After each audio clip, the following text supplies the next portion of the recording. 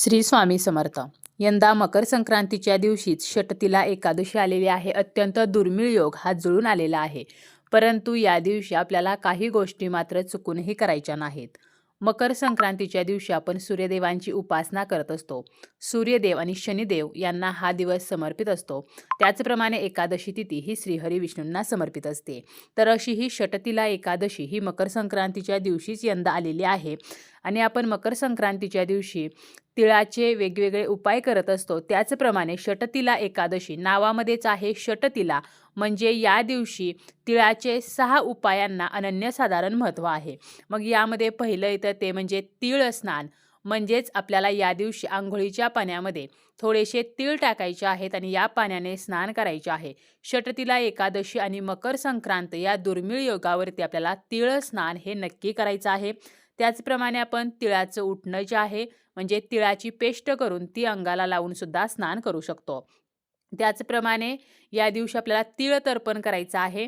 कारण एकादशी तिथी जी आहे तर ती सुद्धा आपल्या पितरांना समर्पित असते आणि मकर संक्रांतीच्या दिवशी सुद्धा पितृतर्पण हे केले जाते.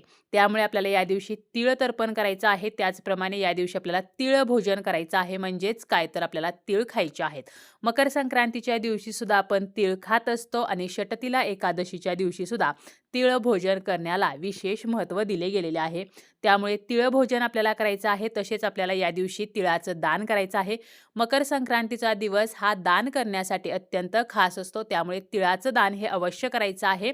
आणि या दिवशी आपल्याला तीळ हवन करायचं आहे. सायंकाळच्या वेळेला एका भांड्यामध्ये कापूर आणि तीळ हे आपल्याला प्रज्वलित करायचे आहेत. तर असे काही छोटे छोटे आपल्याला तिळाचे उपाय हे या सुवर्ण योगावरती करायचे आहेत. परंतु मकर संक्रांतीच्या दिवशी षटतिला एकादशी आल्याने आपल्याला काही गोष्टी मात्र अजिबात करायच्या नाहीत. जसं की आपल्याला या दिवशी तुळशीला स्पर्श करायचा नाही आणि तुळशीला पाणी घालायचं नाही. कोणत्याही एकादशीला आपण तुळशीला पाणी घालत नाही. या दिवशी जरी मकर संक्रांत असली तरी सुद्धा तुळशीला पाणी घालायचं नाही आणि तुळशीला स्पर्श करायचा नाही. कारण तुळशी मातेचे एकादशीचे व्रत असते आणि आपण जर तुळशीला पाणी घातले तर हे व्रत मोडते आणि तुळशी माता नाराज होते. म्हणून आपल्याला तुळशीला स्पर्श करणे आणि पाणी घालणे हे आपल्याला टाळायचं आहे. त्याचप्रमाणे आपण जरी पुरणपोळीचा स्वयंपाक करणार असू तरी सुद्धा एकादशी आल्याने आपल्याला या दिवशी भात जो आहे तर तो करता येणार नाही. म्हणजेच काय तर एकादशीला तांदूळ जो आहे तर तो खाल्ला जात नाही. त्यामुळे आपल्याला भात या दिवशी खायचा नाही. तसेच ज्यांचा एकादशीचा सुद्धा उपवास आहे तर मग त्यांनी उपवास कसा सोडायचा आहे, कारण आपण संक्रांतीचा सुद्धा उपवास करत असतो आणि संक्रांतीचा उपवास आपण वौसा पुजल्यानंतर वौसा पदरात घेतल्यानंतर सोडतो. तर मग आपल्याला काय करायचं आहे, आपण जेव्हा वौसा घेणार आहोत त्यानंतर आपल्याला फक्त पाणी ग्रहण करायचं आहे आणि संक्रांतीचा उपवास आपण सोडत आहोत अशी आपल्याला कल्पना करायची आहे. परंतु आपल्याला उपवास जो आहे तर तो नेहमीप्रमाणे एकादशीचा उपवास जसा दुसऱ्या दिवशी सुटतो तसा दुसऱ्या दिवशीच सोडायचा आहे. म्हणजे ज्यांचा एकादशीचा सुद्धा उपवास असतो तर त्यांनी दुसऱ्या दिवशी उपवास सोडायचा आहे आणि ज्यांचा एकादशीचा उपवास नसतो तर त्यांनी मात्र नेहमीप्रमाणे आपण वौसा पदरामध्ये घेतल्यानंतरच उपवास सोडायचा आहे. या दिवशी आपल्याला कांदा लसूण मसालेदार तामसिक अन्नपदार्थ वर्ज्य करायचे आहेत. त्याचप्रमाणे एकादशीच्या दिवशी घेवडा खाल्ला जात नाही असे म्हटले जाते की या दिवशी घेवडा खाल्ल्याने आपले संतान जे आहे तर त्यांना त्रास होतो. त्यामुळे या दिवशी आपल्याला घेवड्याची भाजी जी आहे तर ती अजिबात आपल्याला खायची नाही. आपण भोगीची जी भाजी करतो तर यामध्ये घेवड्याचा वापर करत असतो आणि भोगीची जी भाजी आहे तर ती संक्रांतीच्या दिवशी पाहू नये.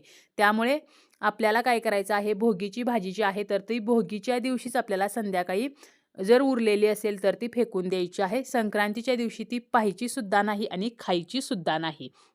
त्याचप्रमाणे आपण जे जेवण बनवतो यामध्ये मोहरीच्या तेलाचा वापर करायचा नाही.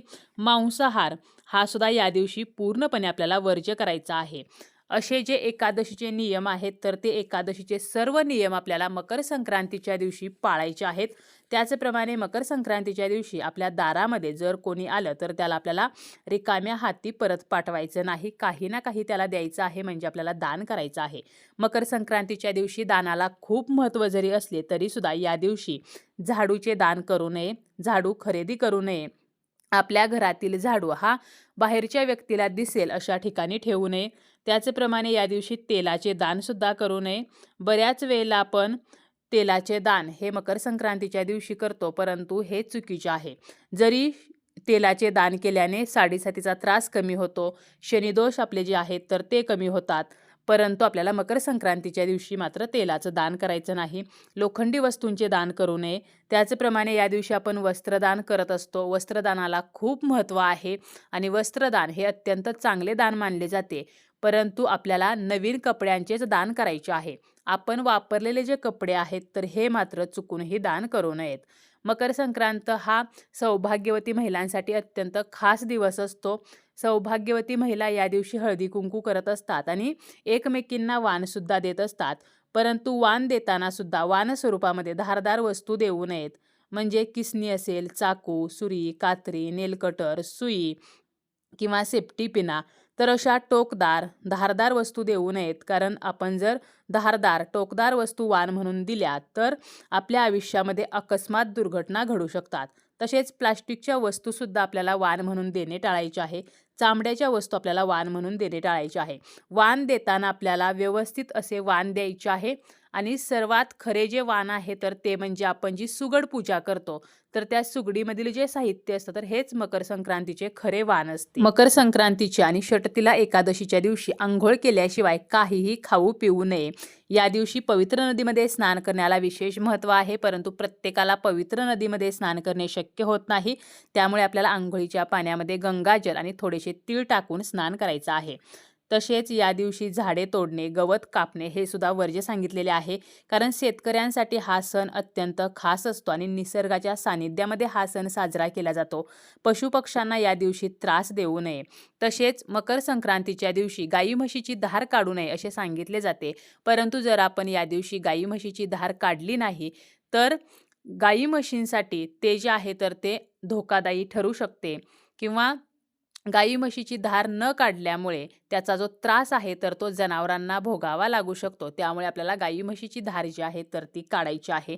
या दिवशी कोणाचाही अपमान करू नये, कोणालाही वाईट बोलू नये, त्याचप्रमाणे कटू बोलू नये. जर कोणासोबत आपले मतभेद असतील तर एकमेकांना तिळगुळ देऊन नात्यामध्ये गोडवा जो आहे तर तो अवश्य निर्माण करावा. अन्नाचा अपमान करू नये, चामड्याच्या वस्तू परिधान करणे टाळायचे आहे. सौभाग्यवती महिला या दिवशी साजशृंगार करत असतात, परंतु आपण साजशृंगार करत असताना उंबऱ्यामध्ये बसून किंवा उभे राहून साजशृंगार करू नये.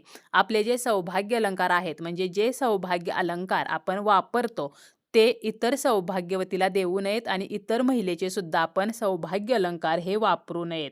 त्याचप्रमाणे या दिवशी आपण वौसा पूजत असतो, वौसा पदरात घेत असतो. एकदा आपण वौसा पदरात घेतला की त्यानंतर आपण दुसऱ्या महिलांना वौसू नये.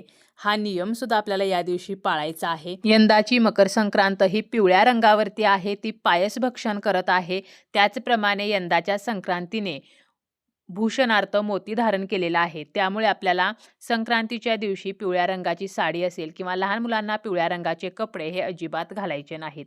तसेच या दिवशी मोत्याचे दागिने सुद्धा आपल्याला वर्ज्य करायचे आहेत आणि या दिवशी आपल्याला पायस म्हणजेच खीर जी आहे तर ती सुद्धा खायची नाही.